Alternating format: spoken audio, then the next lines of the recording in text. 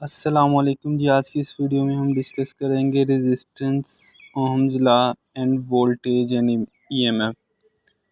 तो ये हम एनएमडी कैट के हवाले से डिस्कस करेंगे और इसमें से तकरीबन हर साल एक एमसीक्यू हिट होता है। आज हम आपको ट्रिक्स बताएंगे, फार्मूले बताएंगे जिससे आप एमसीक्यू जो कोई भी क्वेश्चन आंसर हल कर सकते हैं। ठीक है, तो आइए स्टार्ट करते हैं। What is resistance? Resistance, it is the opposition offered by material to flow of electron। यानी जो एक मटेरियल में से इलेक्ट्रॉन फ्लो करते हैं, यानी जो करंट फ्लो करता है उसको जो अपोज करते हैं, जो अपोजिंग फोर्स होती है उसे हम रेजिस्टेंस कहते हैं। ठीक है, इसके हवाले से ओहम्स ने एक लॉ दिया था, ओहम्स लॉ जिसे कहते हैं। इसके मुताबिक क्या है, current is directly proportional to voltage, और इसके कांस्टेंट क्या आते हैं, फिज़िकल पैरामीटर्स इसमें कांस्टेंट होते हैं, स्पेशली टेम्परेचर के चेंज करने से रेजिस्टेंस चेंज होती है। ठीक है, मेटल के केस में अगर इधर लिखें इन केस ऑफ मेटल टेम्परेचर अगर इंक्रीज़ होगा तो रेजिस्टेंस इंक्रीज़ होगी, यानी डायरेक्ट रिलेशन है। ठीक है, और जबकि सेमीकंडक्टर के केस में इन्वर्स रिलेशन है, टेम्परेचर और रेजिस्टेंस का इन्वर्स रिलेशन है। अगर टेम्परेचर इंक्रीज़ हुआ तो रेजिस्टेंस डिक्रीज़ होगी। ठीक है, तो ओहम्स का लॉ हम डिस्कस कर रहे थे कि इसमें पहली बात ये कि फिजिकल पैरामीटर्स कांस्टेंट रहने चाहिए। I is directly proportional to voltage, यानी जो वोल्टेज है ये इंडिपेंडेंट है और ये जो करंट है ये डिपेंडेंट है। यानी जो करंट है किसका डिपेंडेंट है, वोल्टेज पे डिपेंड करता है, जबकि जो वोल्टेज है वो किसी पे डिपेंड नहीं करती। अगर प्रोपोर्शनल ख़त्म करें तो ये आ गया,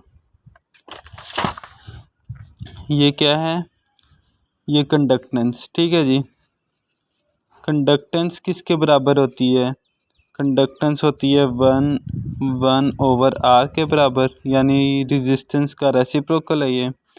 तो जब इसे अरेंज करेंगे तो ये क्या बन जाएगा, IR इज इक्वल V, यानी voltage is equal product of current and resistance. ठीक है जी, तो अब आगे हम स्टडी करते हैं। करंट का रेजिस्टेंस का यूनिट क्या होता है, ओहम। करंट का यूनिट क्या है, एम्पेयर।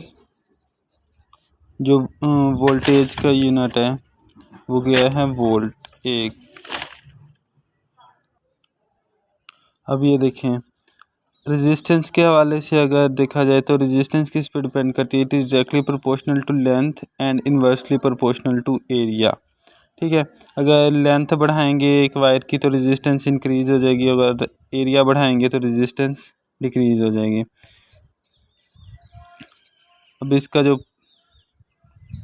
कांस्टेंट है ये क्या है, ये रेजिस्टिविटी। ठीक है जी, resistivity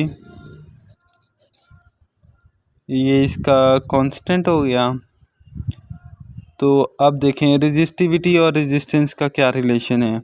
resistance depend upon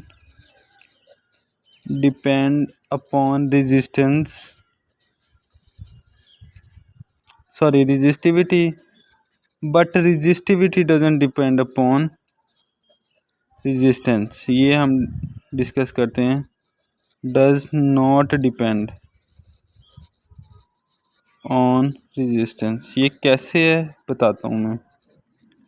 resistance क्या है, रेजिस्टेंस जो है वो फिजिकल पैरामीटर्स पे डिपेंड करती है, यानी लेंथ पे भी डिपेंड करती है, एरिया पे भी डिपेंड करती है, और जो एक मतलब मेटल कह लें या कोई भी सब्सटेंस है उसकी जो रेजिस्टिविटी होती है वो एक टेम्परेचर पर फिक्स होती है।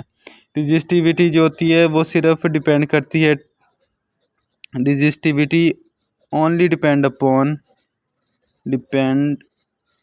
अपॉन टेम्परेचर एंड सिर्फ टेम्परेचर पे डिपेंड करती है और किस पे डिपेंड करती है, और मटेरियल पे डिपेंड करती है।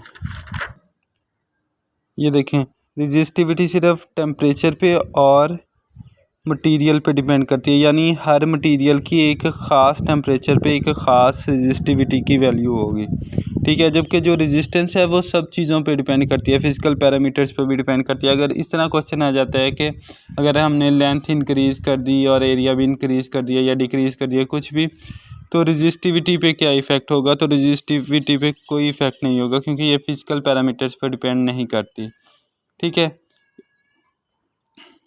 अब आगे अब रेजिस्टेंस के इम्पोर्टेंट हम फार्मूले लिखने लगे हैं। ये देखें, इनकी डेरिवेशन भी है।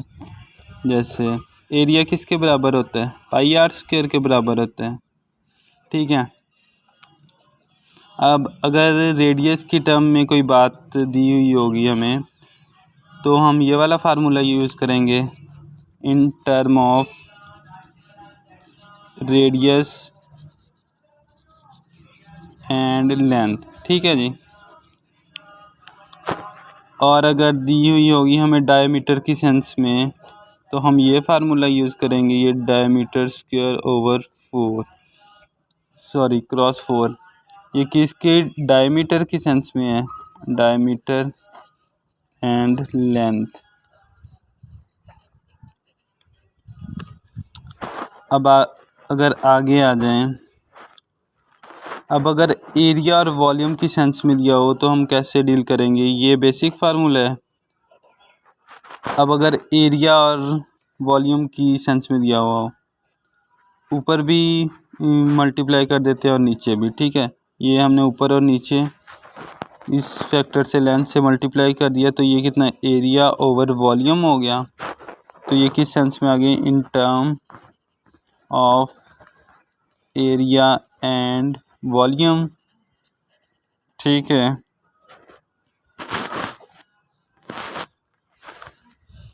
अब अगर आ जाए कि हमने एक वायर को स्ट्रेच किया, स्ट्रेच और कंप्रेस के केस में, स्ट्रेच के केस में अगर देखें तो स्ट्रेच के केस में अगर रेजिस्टेंस देखें तो स्ट्रेच के केस में तो हम ये फार्मूला यूज़ करेंगे रो एन स्क्वायर, ठीक है जी। ये किसके लिए, जब लेंथ पे इफेक्ट हुआ, इन केस ऑफ लेंथ,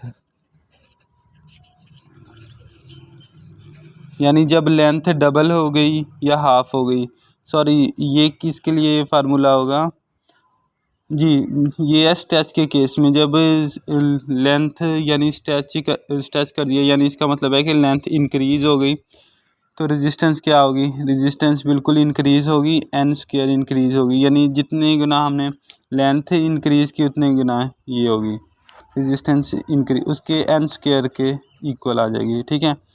अगर आ जाए डायमीटर की सेंस में या रेडियस की सेंस में, इन तो इधर 4 आ जाएगा, ठीक है। इन case of radius and diameter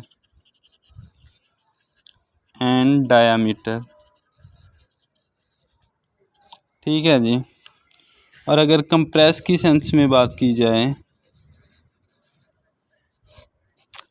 तो रेजिस्टेंस कितनी हो जाएगी, resistance original resistance over N square, N ये किसके केस में, इन केस ऑफ लेंथ,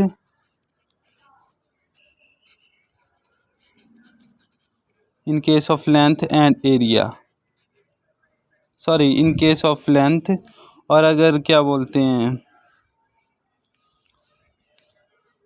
अगर रेडियस और डायमीटर की सेंस में देखें तो बिल्कुल जो हमने ऊपर ये पढ़ा था इसका बिल्कुल इन्वर्स हो जाएगा, यानी आर ओवर एन पावर 4 हो जाएगा इन डायमीटर एंड रेडियस, ठीक है।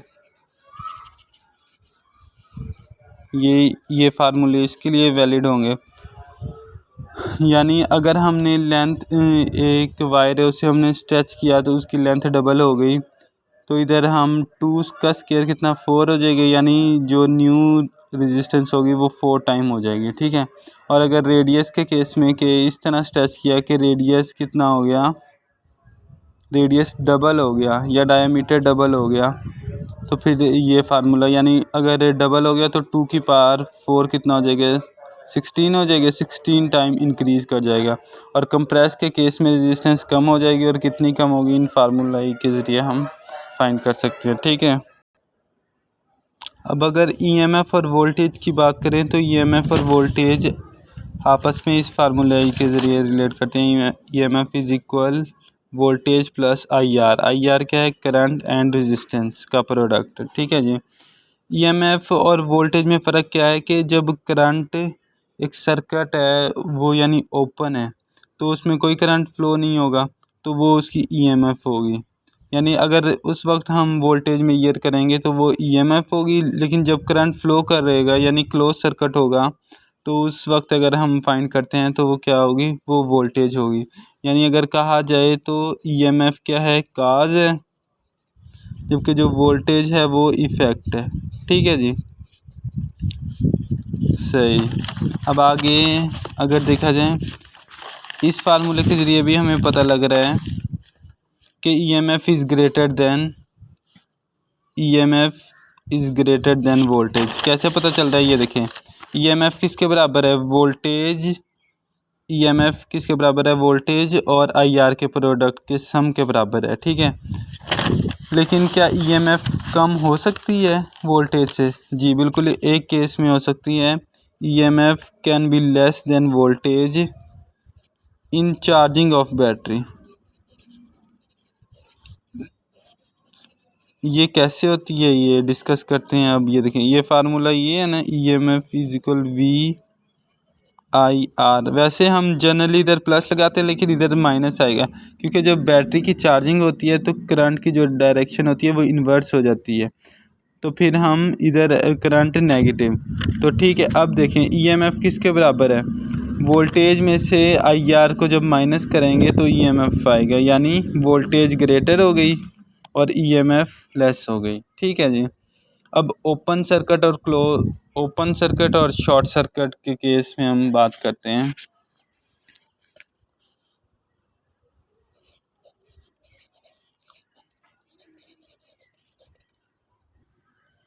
जी ये देखें, अब ओपन सर्किट और शॉर्ट सर्किट को डील करते हैं। ये फार्मूला है जनरल ईएमएफ और वोल्टेज का। ओपन सर्किट का मतलब क्या है कि सर्किट की जो वायर है वो ओपन है, यानी स्विच जो है वो ओपन है, तो क्या करंट फ्लो करेगा? नहीं, करंट इसमें से फ्लो नहीं करेगा, करंट ज़ीरो हो गया। तो जो ईएमएफ और वोल्टेज होगी वो आपस में बराबर आ जाएंगी। जबकि शॉर्ट सर्किट का क्या मतलब है, शॉर्ट सर्किट में जो एक्सटर्नल रेजिस्टेंस होती है वो ज़ीरो हो जाती है। ठीक है, इस केस में क्या होगी, रेजिस्टेंस यानी एक्सटर्नल रेजिस्टेंस ज़ीरो होगी, जबकि जो ओपन सर्किट के केस में करंट ज़ीरो हो गया। ठीक है जी, ये ज़ीरो होगी, सॉरी एक्सटर्नल रेजिस्टेंस ज़ीरो होगी तो ईएमएफ किसके बराबर आ गई, I small R. Small R क्या है, इंटरनल रेजिस्टेंस है बैटरी की। इसका ये फार्मूला आ गया इसका मतलब ये है कि शॉर्ट सर्किट के केस में जो सारा वोल्टेज ड्रॉप होगा वो कहाँ पे होगा, इंटरनल रेजिस्टेंस पे होगा। ठीक है जी।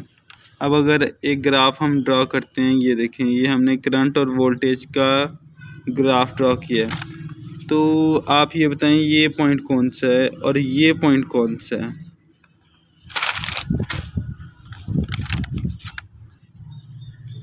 तो ये पॉइंट कौन सा है और ये पॉइंट कौन सा है, तो ये देखें इस पॉइंट पे अगर देखा जाए तो यहाँ पे वोल्टेज प्रेजेंट है लेकिन जो है करंट ज़ीरो है।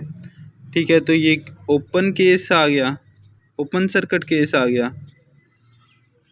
जबकि अगर इधर देखा जाए, इधर क्या है, इधर वोल्टेज ज़ीरो है लेकिन करंट है, तो ये शॉर्ट सर्किट का केस नहीं बनता जिसमें रेजिस्टेंस एक्सटर्नल रेजिस्टेंस ज़ीरो हो गई और वोल्टेज ज़ीरो हो गई। ये वोल्टेज इसके बराबर है, यानी हम कह सकते हैं कि वोल्टेज ज़ीरो हो गई लेकिन करंट फिर भी प्रेजेंट है। तो ये कौन सा केस आ गया, ये शॉर्ट सर्किट केस आ गया। ठीक है जी, उम्मीद करते हैं आपको आज का लेक्चर समझ आया होगा। अगर कोई प्रॉब्लम है किसी एमसीक्यूज़ में, किसी क्वेश्चन में, तो आप हमें टेक्स्ट कर सकते हैं। थैंक